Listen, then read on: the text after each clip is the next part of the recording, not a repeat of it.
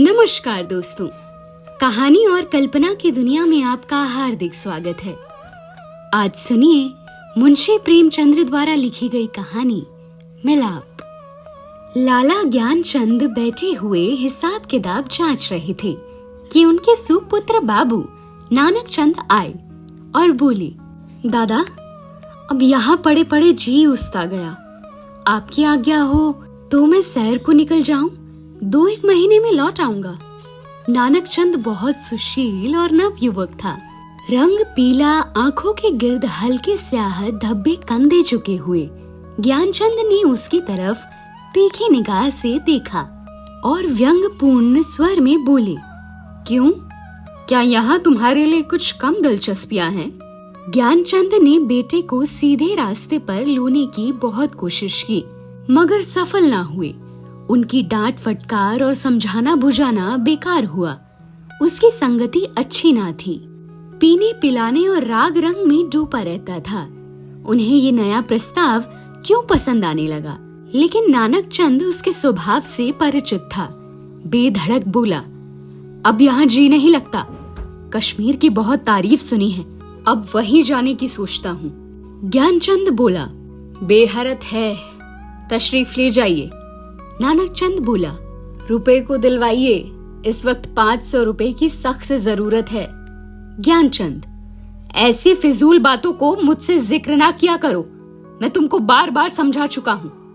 नानक चंद ने हट करना शुरू किया और बूढ़े लाला इनकार करते रहे, यहाँ तक कि नानक चंद झुंझला कर बोला, अच्छा कुछ मत दीजिए, मैं यूं ही चला जाऊंगा।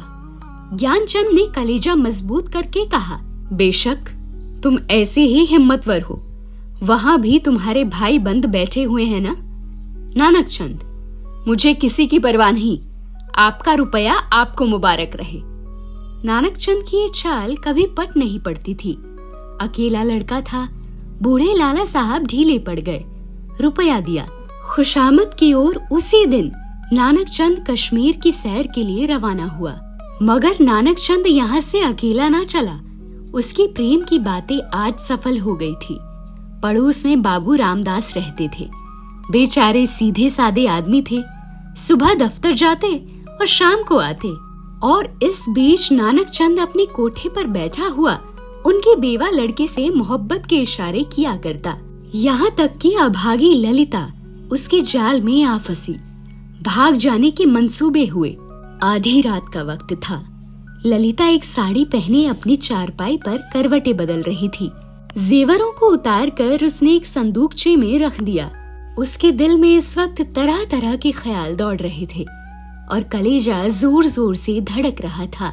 मगर चाहे और कुछ ना हो, नानक चंद की तरफ से उसे बेवफाई का जरा भी गुमान ना था। जवानी की सबसे बड़ी नेमत मोहब्बत है और इस नेमत को पाकर ललिता अपने को खुश नसीब समझ रही थी।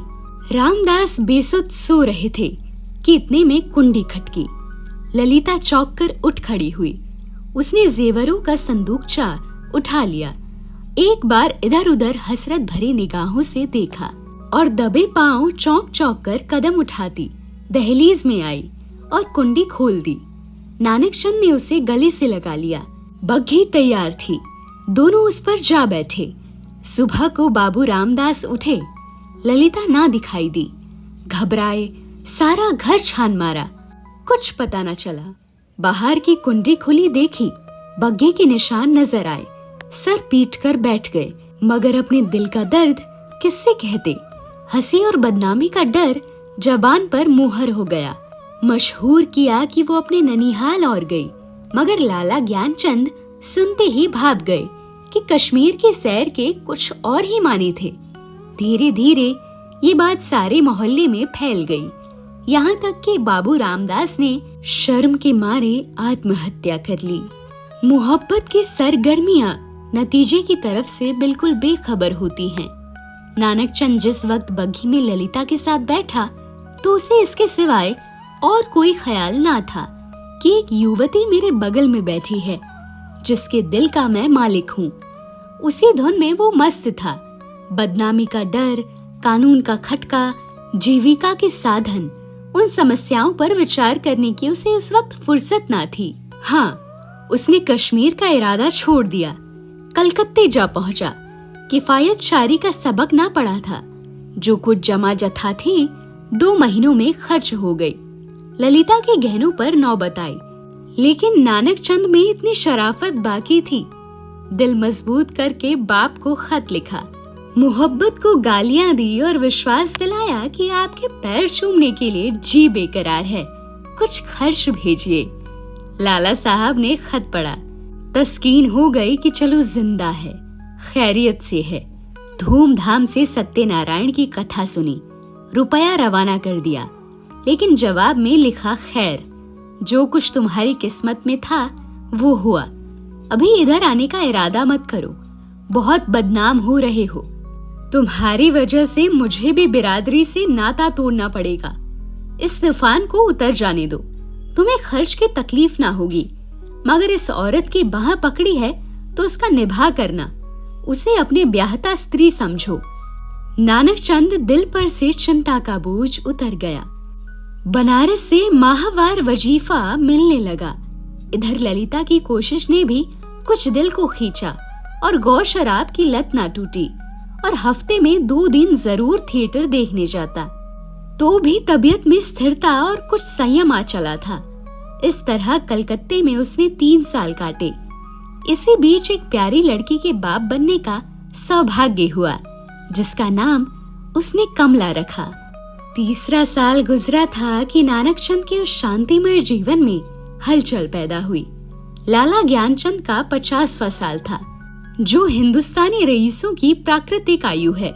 उनका स्वर्गवास हो गया, और जो ही ये खबर नानक चंद को मिली, वो ललिता के पास जाकर चीखें मार मार कर रोने लगा। जिंदगी के नए नए मसले अब उसके सामने आए। इस 3 साल की संभली हुई जिंदगी ने उसके दिल शोहदेपन और नशेबाजी का ख्याल बहुत कुछ दूर कर दिए थे। उसे अब ये फिक्र सवार हुई कि चलकर बनारस में अपनी जायदाद का कुछ इंतजाम करना चाहिए, वरना सारा कारोबार धूल में मिल जाएगा। मगर ललिता का क्या करूं? अगर उसे लिए चलता हूं तो 3 साल की पुरानी घटनाएं ताजी हो जाएंगी और एक फिर हलचल पैदा हो जाएगी, जो मुझे जलील कर देगी। इसके अलावा उसे अब कानूनी औलाद की जरूरत भी नजर आने लगी। ये हो सकता था कि वो ललिता को अपनी ब्याहता स्त्री मशहूर कर देता, लेकिन इस आम ख्याल को दूर करना असंभव था कि उसने उसे भगाया है। ललिता से नानक चंद को अब वो मोहब्बत ना थी जिसमें दर्द होता है और बेचैनी होती है। वो अब एक साधारण पति था, जो गले में पड़े हुए ढोल को पीटना ही अपना धर्म समझता है, जिसे बीवी की मोहब्बत उसी वक्त याद आती है जब वो बीमार होती है। और इसमें अचरज की कोई बात नहीं है अगर जिंदगी की नई नई उमंगों ने उसे उकसाना शुरू किया। मसूबे पैदा होने लगे जिनका दौलत और बड़े लोगों के मेल जोल से संबंध है। मानव भावनाओं की यही साधारण दशा है। नानक चंद अब मजबूत इराई के साथ सोचने लगा कि यहाँ से क्यों कर भागूं? अगर इजाजत लेकर जाता हूँ तो 2-4 दिन में सारा पर्दाफाश हो जाएगा। अगर हल्ला किए जाता हूँ तो आज के 3रे दिन ललिता बनारस में मेरे सर पर सवार होगी। कोई ऐसी तरकीब निकालूं कि इन संभावनाओं से मुक्ति मिले। सोचते सोचते उसे आखिर एक तरकीब सूझी। वो एक दिन शाम को दरिया की सैर का बहाना करके चला और रात को घर पर ना आया। दूसरे दिन सुबह को एक चौकीदार ललिता के पास आया और उसे थाने में ले गया। ललिता हैरान थी कि क्या माजरा है। दिल में तरह तरह के दुश्चिंताएं पैदा हो गई। वहां जाकर जो कैफियत देखी तो दुनिया आंखों में अंधेरी हो गई। नानक चंद के कपड़े खून में तरबतर पड़े थे। उसकी वही सुनहरी घड़ी, वही खूबसूरत छतरी, वही रेशमी साफा, सब वहां मौजूद था। जेब में उसके नाम के छपे हुए कार्ड थे। कोई संदेश ना रहा कि नानक चंद को किसी ने कत्ल कर डाला। 2-3 हफ्ते तक थाने में तहकीकातें होती रहीं और आखिरकार खूनी का पता चल गया। पुलिस के अफसरा को बड़े बड़े इनाम मिले। इसको जासूसी का एक बड़ा आश्चर्य समझा गया। खूनी ने प्रेम की प्रतिद्वंदिता के जोश में ये काम किया। मगर इधर तो गरीब बेगुनाह खूनी सूली पर चढ़ा हुआ था और वहाँ बनारस में नानकचंद की शादी रचाई जा रही थी। लाला नानकचंद की शादी एक रईस घराने में हुई और तब धीरे धीरे फिर वही पुराने उठने बैठने वाले आने शुरू हुए। फिर वही मजलिसें जमी और फिर वही सागर और मीना की दौड़ चलने लगी। संयम का कमजोर अहाता इन विषय वासना के बंटमारों को ना रोक सका।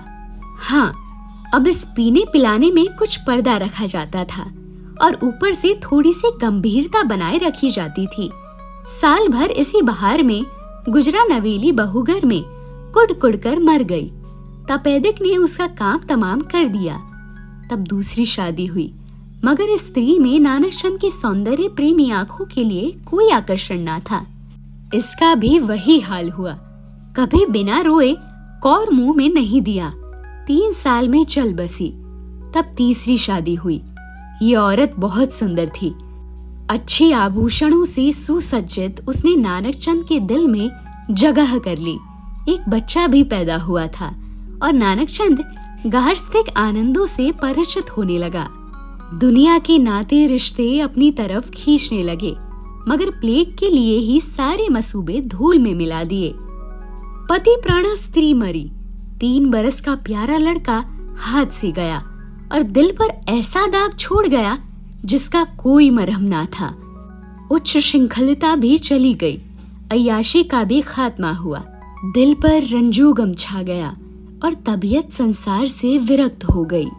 जीवन की दुर्घटनाओं में अक्सर बड़े महत्व के नैतिक पहलू छिपे हुआ करते हैं। इन संयमों ने नानकचंद के दिल में मरे हुए इंसान को भी जगा दिया। जब वो निराशा के यातनापूर्ण अकेला पड़ा हुआ इन घटनाओं को याद करता तो उसका दिल रोने लगता और ऐसा मालूम होता कि ईश्वर ने मुझे मेरे पापों की सजा दी है। और धीरे धीरे ये ख्याल उसके दिल में मजबूत होता गया। उफ, मैंने उस मासूम औरत पर कैसा जुल्म किया, कैसी बेरहमी की। ये उसी का दंड है। ये सोचते सोचते ललिता की मायूस तस्वीर उसकी आंखों के सामने खड़ी हो जाती और प्यारी मुखड़े वाली कमला अपने मरे हुए सौतेले भाई के साथ उसकी तरफ प्यार से दौड़ती हुई दिखाई देती। इस लंबी अवधि में नानकचंद को ललिता की याद आई तो कई बार आई थी, मगर भोग विलास पीने पिलाने की उन कफियातों ने कभी इस ख्याल को जमने नहीं दिया। एक धुंधला सा सपना दिखाई दिया और बिखर गया। मालूम नहीं इन दिनों मर गई या जिंदा है। अफसोस, ऐसी बेकसी की हालत में छोड़कर मैंने उसकी सुध तक ना ली। उस नेक नामी पर धिक्कार है जिसके लिए ऐसी निर्दयता की कीमत देनी पड़े। ये ख्याल उसके दिल पर इस बुरी तरह बैठा कि एक रोज वो कलकत्ता के लिए रवाना हो गया। सुबह का वक्त था। वो कलकत्ते पहुंचा और अपने उसी पुराने घर को चला। सारा शहर कुछ हो गया था। बहुत तलाश के बाद उसे अपना पुराना घर नजर आया। उसके दिल में जोर से धड़कन होने लगी और भावनाओं में हलचल पैदा हो गई। उसने एक पड़ोसी से पूछा, इस मकान में कौन रहता है? बूढ़ा बंगाली था। बोला, हाँ, मैं नहीं कह सकता कौन है कौन नहीं है। इतना बड़ा मुल्क में कौन किसको जानता है। हाँ, एक लड़की है और उसका बूढ़ा माँ, 2 औरत रहता है। विधवा है, कपड़े की सिलाई करता है। जब से उसका आदमी मर गया तब से यही काम करके अपना पेट पालता है। इतने में दरवाजा खुला और एक 13-14 साल की सुंदर लड़की किताब लिए हुए बाहर निकली। नानकचंद पहचान गया कि ये कमला है। उसकी आंखों में आंसू उमड़ आए। बेख्तियार जी चाहा कि उस लड़की को छाती से लगा ले। कुबेर की दौलत मिल गई। आवाज को संभालकर बोला, बेटी, जाकर अपनी अम्मा से कह दो कि बनारस से एक आदमी आया है। लड़की अंदर चली और थोड़ी देर में ललिता दरवाजे पर आई। उसके चेहरे पर घूंघट था और सौंदर्य की ताजगी ना थी, मगर आकर्षण अब भी था। नानकचंद ने उसे देखा, एक ठंडी सांस ली। पतिव्रत और धैर्य और निराशा की सजीव मूर्ति सामने खड़ी थी। उसने बहुत जोर लगाया मगर जब्त ना हो सका, बरबस रोने लगा।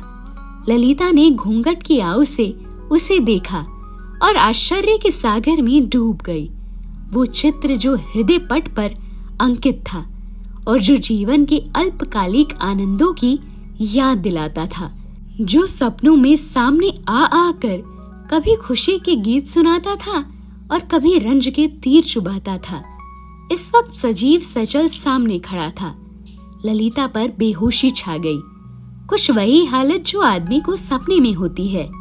वो व्यग्र होकर नानकचंद की तरफ बढ़ी और रोते हुए बोली, मुझे भी अपने साथ ले चलो, मुझे अकेले किस पर छोड़ दिया है, मुझसे अब यहाँ नहीं रहा जाता।